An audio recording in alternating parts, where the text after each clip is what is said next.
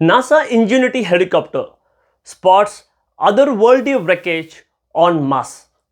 The object looks like a flying saucer that crashed on Mars, and it really is, but it doesn't belong to aliens. Instead, the debris is work on NASA, a component of so-called tail shell that was released during the Perseverance rover's February 2021 landing on the red planet's surface.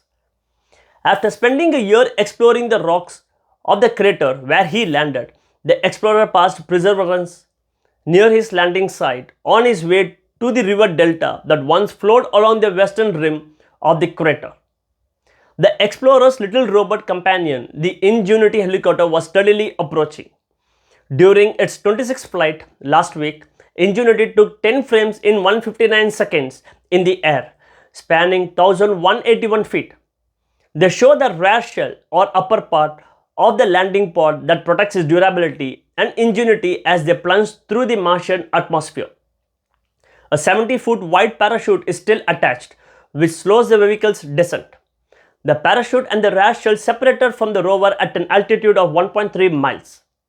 A missile system called Sky Crane brought Perseverance to the surface as rare grenades and parachutes landed more than a mile to the northwest.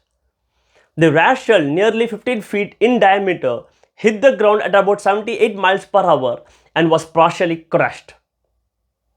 Otherwise, everything looks to be in good condition. No obvious signs of charring. The parachute looks intact as well as the suspension line that connects the parachute to the rare shell. But the engineers have only just begun to examine the new drawings in detail. Studying the remains of the back shell could be useful for NASA's next great adventure, returning rock and soil from Mars to Earth or more for more detailed study. Dubbed the Mars Sample Return, the mission had to bring 2 landing gears to the surface, a rover to collect rock samples drilled by Perseverance, and a small rocket to launch the samples into the orbit for other spacecraft to retrieve them back to Earth. Kenneth Farley, a scientist on the mission project, was intrigued not only by the absolutely spectacular images of the hardware, but also by what was happening to the hardware. It should be noted that this debris has been huddled at the bottom of the crater right at the junction between the 2 rock formations. The 2 formations called Sita and Mas are made of a volcanic rock, but they are very different in composition. Sita is rich in olivine deposited from solid magma, possibly a lava lake.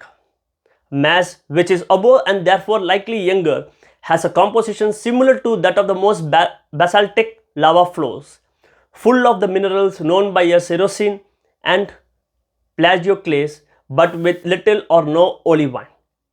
A series of rocks that flow from the rare shell to the area right next to the parachute is where the 2 formations meet.